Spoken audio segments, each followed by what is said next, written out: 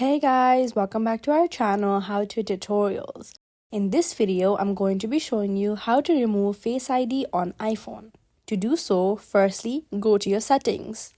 Once you open settings, then you may scroll down to Face ID and Passcode. Then tap on Face ID and Passcode. Now here you will have to enter your passcode. Once you do so, you will have to scroll down to Turn off Passcode. Then tap on that. Once you do so, the settings again asks for your Face ID and for you to enter your password again. Then it loads and you may successfully have turned off your passcode.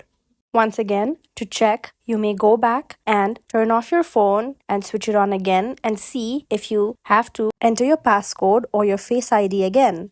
This is how you can easily remove your Face ID on iPhone. If you find this video helpful, kindly like, share and subscribe, and do not forget to leave a comment down below. Thanks for watching.